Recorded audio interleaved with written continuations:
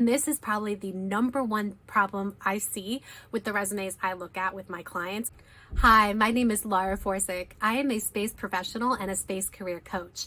I'm going to be giving 5 tips that came from my colleague who is a human resources and recruiting specialist in the space industry that really mirrors a lot of the topics I talk about with my clients. She gave me some feedback on what she sees that candidates do wrong when applying for a space job. And I have a bonus 6 tip for you at the end, so make sure to watch that. It's actually really key to all the rest of the tips. Number 1, unclear resume format. Sometimes I have people asking me for a resume template, and then I know that they don't understand, because it really does not matter what format you use, what template you use, how you structure your resume, as long as it is clear. You really want it to be easily scannable, lots of white space. Bullet points are best for scanning. You want the reader to be able to take away the information that they are looking for very quickly. When you first apply for a job, if you get through the initial software filter, people are only going to look at your resume for a couple of seconds, and that's it before they might come back to it later. But those initial few seconds count. One thing that my colleague suggested was to keep your resume format on the simple side. Too much complexity, too much going on, and it really distracts from the information you're trying to provide. Now, this might be different if you are, say, a graphic designer or something in the arts where you want to demonstrate that you have this creative ability to make your resume aesthetically pleasing. But for most of us, you really just want the resume to be the means of providing the information and not actually the subject of the attention itself. She also wants to remind you all to include your names. Do you remember when you were in school and you forget to write your names on your assignments and the teacher brings it back to you? Yeah, include your name on your resume and have it be a PDF format. Number 2. Too much information. This is probably the number one problem I see with the resumes I look at with my clients. All of my clients have some problems with their resumes, but this is the top of the list.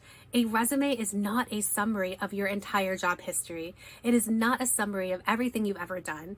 It is a marketing document. It is a persuasive document. Its entire job is to get you an interview. And the people reading your resume only care about the information that they are looking for to answer the question, can you do the job that I am looking to hire for? Do you have these skills and experience related to this job? So you do not want to include everything back down from your teenage job working in retail or babysitting. You do not include any of that unless it is relevant to the job you're applying for, but chances is it's not. You only want to include the information that is most relevant to the reader. And so for every single resume, every single application, you need to be tailoring it to the particular job posting, if there is one. If there's not a job posting, then the company or organization that you're applying for, and you sort of have to make up your own job posting at that point. But you want to use the keywords in the job posting, not only to, yes, get through any kind of software filter, but also because that's the information that the reader cares about. They don't care about every single job and every single responsibility and every single accomplishment you've ever done. Although that might be meaningful to you, it is not meaningful to them. They only care about meeting their own needs. And how do you meet those needs? So do not include everything in your resume or CV. Just include the most relevant information. Number 3, being too aggressive. So there is a difference between being proactive and being aggressive. You do want to network. So you do want to try to speak with people who are working in the company or organization that you want to work for, especially ones that are working similar jobs, hiring managers, people who can give you the information that you need to make the decision that you need to make in order to determine that this is the right position for you and this is the right company or organization for you to work in. So you really want to be talking to people preferably before you even apply, but at least when you start applying to a specific company or organization, making sure that you network with those people. What you don't want to do is be presumptuous. You don't want to try to schedule your own interview, which my colleague says that some people have tried to do even before they get selected to get that initial screener interview. People are apparently trying to schedule interviews with her on their own time. That's not something you want to do. I've experienced this with people who are networking with me, not even looking to be hired by me, but they presume that I'm going to say yes to a phone call with them, and they try to schedule their own phone call with me. And I don't like that. You wait until you get the positive signal that yes, they want to have, let's say, an informational interview with you. And if you don't know what that is an informal conversation that you have where you're asking them questions, trying to get information about their jobs, their career path, their company, their role within that company. What you want to do is not come across as aggressive. These people don't owe you their time. They don't owe you anything. They're doing you a favor by speaking with you. So be polite. If you don't get the job, yes, please ask for feedback. Always ask for feedback if it's not provided. They don't owe you feedback, but it is certainly nice to get that feedback so you can know what to do next time. What you don't want to do, which apparently my colleague has experienced, is argue with that feedback. You're not going to win that argument. Even if the feedback that you get is unfair or incorrect, you're not going to win. So the right approach then is to take that feedback, say thank you, and then apply it for the future. Even if it's wrong, you can still have some kind of lessons learned about, I wonder how they got this impression. That's not the right impression. Maybe I can communicate in a different way. Whatever it happens to be, do not argue with the person as if they're going to change their mind about hiring you. That is a good way to be put on a blacklist and never be heard from again. Especially if you want to apply for that company again, and you really should. If you're interested in working for that employer, you really should apply again because maybe that wasn't the right role or not the right time. Then don't burn bridges. And so don't argue with people who are giving you constructive feedback after your application has been rejected. Number 4, lack of interview practice. I see this a lot as well. We all get nervous with interviews, right? But the best thing to help with nerves is actually practicing. Practice with yourself, practice with a partner or a friend or a colleague. Just practice responses to the common questions that you know that you're going to be asked. Number 1, why do you want to work there? Like that, to me, is just so surprising that people don't have a response to that question. As you are writing your application, especially a cover letter, you should be asking yourself this question: why do I want to work here? Why do I want to work in this particular role? Why am I qualified to work in this particular role? Have those responses set. You don't have to memorize anything. Just make sure that you practice it enough so that in the interview itself, you don't get tongue-tied or hesitant or pause.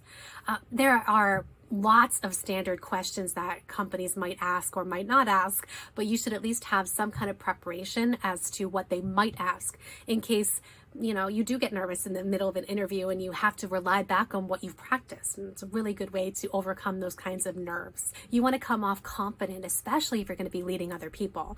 And so have that confidence practiced over and over and over, again, preferably with another person, but if not, just with yourself, making sure that you come off as being confident about what you're saying about yourself and what you're saying about your qualities and qualifications. Another thing you don't want to do, which my colleague says apparently is very common, is try to repeat your resume during an interview. The interviewer has the resume right in front of them. They don't need you to repeat it. What you want to do is go over the highlights that are most relevant. So let's say that you have 60 seconds. You don't really have 60 seconds in an interview, but let's just say you only have 60 seconds to convey the most relevant information that you want the interviewer to know, to say, this is why you should hire me because this, and this. Make sure that's the information that you're conveying. You don't need to, again, have it in 60-second blocks. You don't need to go super fast, but that is the information that is most relevant to the interviewer. And so making sure that that's the information that you convey, not every single bit of history in your background. If the interviewer asks a little bit more detail about your work history or your educational history, then yes, fill in those gaps, but do not go ahead and repeat everything in your resume. That's redundant. They already have it in front of them. If at all possible, know who you are speaking with ahead of time and understand how technical or not technical that person is. So if it is a screener interview with HR, it's not going to be very technical, chances are. And so you don't need to get into the weeds with whatever engineering, science, whatever the technical aspect of the role is. But if you're speaking with someone who is going to be a coworker or a boss, yeah, get technical, show off the technical skills you have. But if you're getting too technical with a non-technical person, they might start tuning you out. And that also goes to show that you have lack of preparation. You didn't do your work ahead of time to know who it is you're speaking with. So speak to the audience, speak to either the person that you're speaking with or the panel. Make sure you're speaking to that audience. Which leads me to number 5. Not doing your research. So yes, you absolutely need to do your research ahead of time, not only about the person you're speaking with, but also about the company in general. Don't just look at the company webpage. That's the bare minimum. Apparently, my colleague says that some people just repeat what's on the front page of the webpage and think that's good enough. No, no, no. You need to be knowledgeable enough about the employer to explain why it is you want to work there. Out of all the space companies in the world, why do you want to work at this particular one? What is it about their mission or their activities or the people involved? What is it that excites you? And to get a better answer than just whatever's on that front page of the website, you can look at press releases, you can look at published articles, you can look at interviews, whether that's podcast interviews or TV interviews or radio interviews. You can listen to recordings at conferences or attend conferences yourself in person and really get an understanding of what different people from that company, especially the leadership, but even people who are more down in the weeds, what they're saying about what the company is doing. And the more information that you get about that employer, the more well-versed you are, the more you seem less like an outsider and more like someone who can hit the road running as soon as they hire you. That's the vibe that you want to convey. You want to convey that you are so knowledgeable about this company that you are ready to begin first day of work right now. And here's a little tip. Go ahead and follow them on social media if you haven't already. If you have a social media account, if you're active on social media, follow them on social media, preferably before you even apply. If it's a small enough company, they might actually notice if you're following them or not. And they might notice if you interacted or not. And that might actually give you a leg up if you have previously interacted. It shows interest, it shows enthusiasm. Here's a bonus tip from me. Number 6, not targeted enough. A lot of the people who come to me, they are throwing spaghetti at the wall to see what sticks, if you've heard that phrase before. They are sending out hundreds of applications and they are just looking for any job. And it looks desperate. It's really not the best way at all to go about looking for a job. What you want to do instead is quality over quantity. What if you took that time it took you to apply for 100 positions and only applied for 10 or for 5? How much better would those applications be if they were so focused and you dedicated so much time to them compared to the dozens of applications that you sent out, usually not with very well-tailored resumes or cover letters. So instead of just trying to mass apply for positions, be very targeted in the roles that you're applying for and the companies you're applying for. If you target specific companies and you start networking, you start understanding those companies and what they're doing and following their news, you are going to become much more well-versed in what that company is doing. You're going to better understand how you fit in to that company, where your role might be, and you're going to be a much better applicant, you're going to be a much better interviewer, and you're going to be a much better employee of that company. It'll really stand out if you are dedicated to that particular application compared to if it was just one of 100 applications that you sent out this month. So be targeted with who you're applying to and you'll stand out. Thank you all for watching. If you have any other questions about how to apply for jobs in the space sector, I do space career coaching. Please reach out to me. You can do the online on-demand course that I offer. I actually offer a mini course on writing resumes and cover letters that get responses. So go ahead and look that up at lauraforsick.com, or you can join me for live coaching. I'm happy to have a conversation with you to see if that is something that might be a good match for you.